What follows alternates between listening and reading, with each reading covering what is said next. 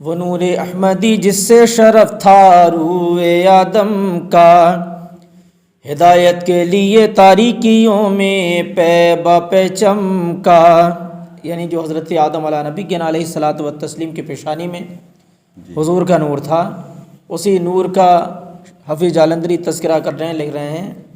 نور احمدی صلی اللہ علیہ وسلم ظلمت میں مشعل ہدایت، لکھتے ہیں وہ نور احمدی جس سے شرف تھا روئے آدم کا، ہدایت کے لیے تاریکیوں میں پے با پے چمکا، جناب شیشے کا روئے مبارک اس سے روشن تھا،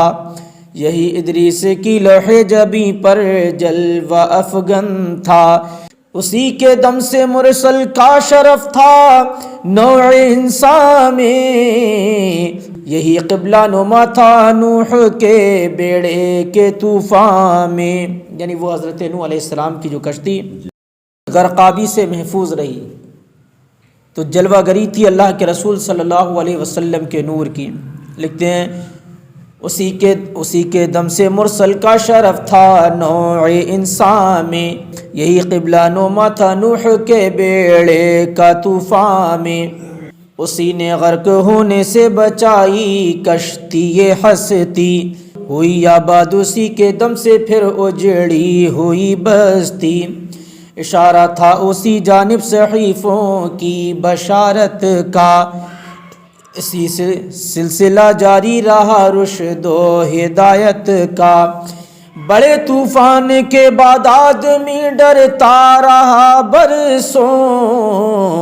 ترقی کے لیے ذکر خدا کرتا رہا برسوں، ترقی کے لیے ذکر خدا کرتا رہا برسوں، یعنی جب حضرت نوح علیہ الصلاۃ والتسلیم برسوں اپنی امت کو اللہ کی وحدانیت کی طرف بلاتے رہے اور اپنی قوم میں اللہ کی وحدانیت اپنی نبوت کی تبلیغ فرماتے رہے، لیکن قوم ماننے سے عاری، ماننے سے انکار کرتی رہی، یہاں تک کہ حضرت نوح علیہ السلام نے بارگاہ الہی میں دعائے ہلاکت فرمائی، ایک ہوتی ہے بد دعا، ایک ہوتی ہے دعائے ہلاکت، انبیاء اکرام علیہ الصلاۃ والتسلیم کی جانب جب منسوب کرتے ہیں تو دعائے ہلاکت کہا جاتا ہے، دعائے ہلاکت کر دی۔ جب طوفان آیا تو پھر جو افراد باقی بچے تھے عرصہ دراز تک رشد و ہدایت پر قائم رہے، لیکن پھر شیطان نے وہی کام کیے جو پچھلے بھی گزر چکا، لکھا ہے حفیظ جالندری نے، عروج زندگی حاصل کیا جب نسل انسان نے، وہی پھند ہوا و حرص کے پھیلائے شیطان نے، شراب اس مرتبہ ایسی پلائی بے وفائی کی کہ مٹی اور پتھر کے بتوں نے بھی خدائی کی، جہاں پر قہر ڈھایا بادشاہوں نے خدا بن کر، گناہ بت پرستی چار سو پھیلی بوا بن کر، گناہ بت پرستی چار سو پھیلا وبا بن کر۔ اب حضرت سیدنا ابراہیم خلیل اللہ علیہ السلام کا تذکرہ کر رہے ہیں، لکھا ہے کہ کیا بابل میں جب نمرود نے دعویٰ خدائی کا، جہاں میں عام شیوا ہو گیا جب خود ستائی کا، اندھیرا ہی اندھیرا کفر نے ہر سمت پھیلایا، تو ابراہیم کو اللہ نے مبعوث فرمایا، مٹا ڈالے بتوں کو توڑ کر اوہام مرسل نے، دیا بندوں کو پھر اللہ کا پیغام مرسل نے، کیا شیطان کو رسوا عدوے جانو دی کہہ کر،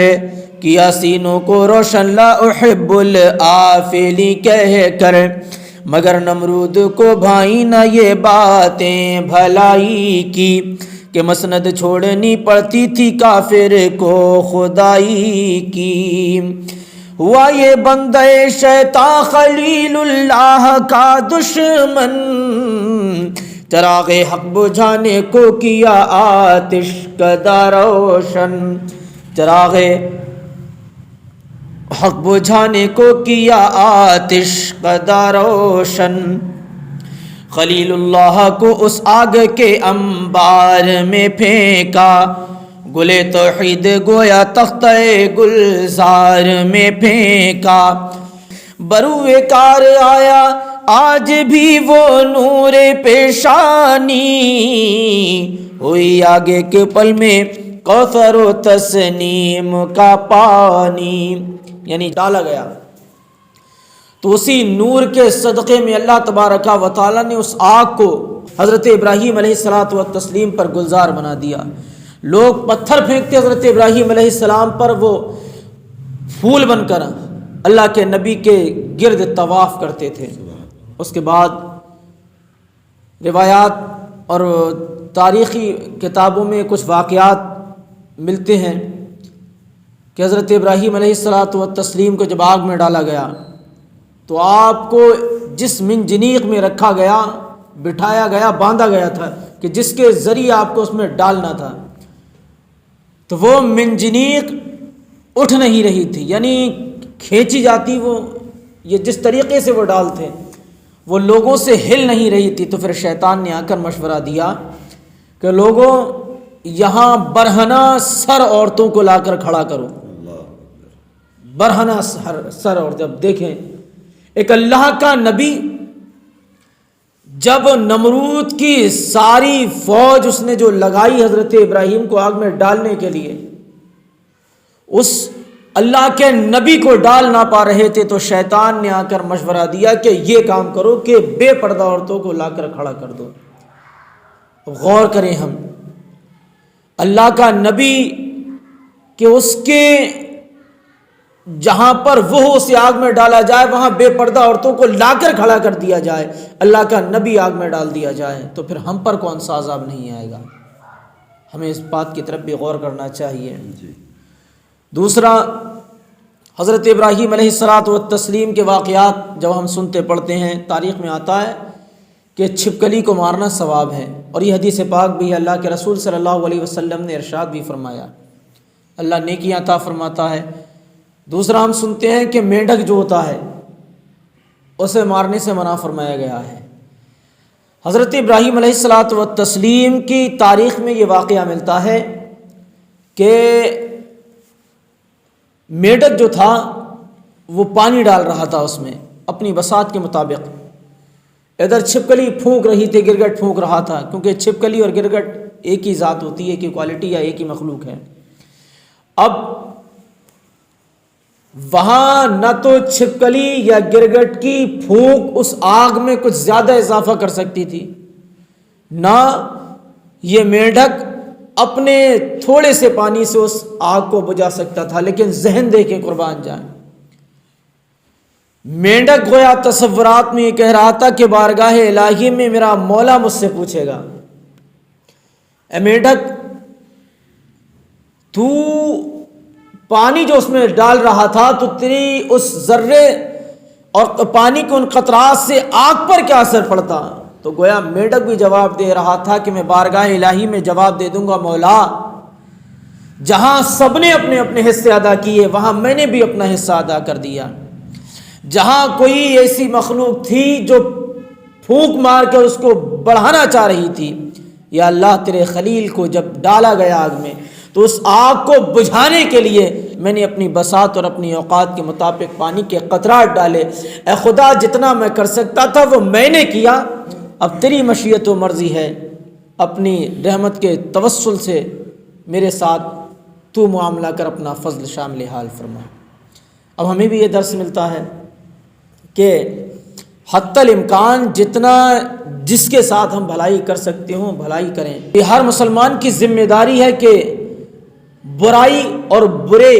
کو روکنا چاہیے، اچھائی اور اچھوں کا ساتھ دینا چاہیے، اچھے عمل کرنا چاہیے، ہم سے جتنا جس کے ساتھ ہو سکے ہم کیا کریں۔ اچھا، دوسری اخلاقی اعتبار سے، دنیاوی اعتبار سے ہم دیکھ لیں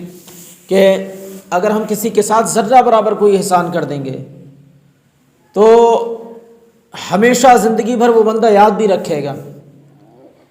اور ہمارا احسان مند ہوگا، ہمیں یاد رکھے گا، ہمارے ساتھ بھی وہ ہمیشہ بھلائی سے پیش آئے گا۔ جہاں ملے گا عزت بھی کرے گا۔ دوسری چیز یہ ہے، اس سے بہتر ہے کہ ہم رک کے نہ اپنا فائدہ کر سکتے تھے اگر اس کا فائدہ نہ کر سکتے تھے، لہٰذا ہمیں اس میں کئی فائدے ہوئے۔ ایک تو ہمیں جس ذریعے سے اسے ہم نے فائدہ پہنچایا اس سے کچھ ہمیں علم حاصل ہوا کہ کس طریقے سے کس معاملات کو کرنا چاہیے، دنیاوی اعتبار سے بھی فائدہ ہوا، دینی اعتبار سے بھی۔ پھر حضرت ابراہیم علیہ الصلاۃ والتسلیم نے ہجرت فرمائی۔ لکھتے ہیں ہوا جب آتشی منظر نمونہ باغ جنت کا، ملا پیغام و پیغمبر کو اب بابل سے ہجرت کا، کہ یہ بھی خدمت تبلیغ کا ایک پاک حیلہ ہے، سفر کہتے ہیں جس کو کامرانی کا وسیلہ ہے، اسی معنی براہیمی سے اکثر کام لینے تھے، ابھی پیاسوں کو بھر کر معرفت کے جام دینے تھے، ابھی پیاسوں کو بھر کر معرفت کے جام دینے تھے، وطن کو چھوڑ کر نکلا خدائے پاک کا پیارا، برادر زادہ تھا ہمراہ یا تھی حضرت سارا۔ حضرت ابراہیم علیہ الصلاۃ والتسلیم کے برادر یعنی بھتیجا، برادر زادہ کہتے ہیں بھتیجا، بھتیجے کو، جس کا نام لوط تھا۔ حضرت سارا یا ان کا نام سائرہ تھا، حضرت ابراہیم کی پہلی بیوی تھی حضرت سارہ رضی اللہ تعالیٰ عنہ۔ لکھتے ہیں کہ مقدس قافلہ اس خطے باطل سے ٹل آیا، بحکم حق تعالی جانب کنعان کلایا، یہاں وعدہ کیا حق نے کہ ہاں اے بندے ذیشاں، تیری اولاد کو مل جائے گا یہ تیری اولاد کو مل جائے گا یہ خطے کنعان، مقدر ہو گئی اولاد میں دارین کی شاہی، تو پیغمبر دیار مصر کی جانب ہوا راہی، تو پیغمبر دیار مصر کی جانب ہوا راہی۔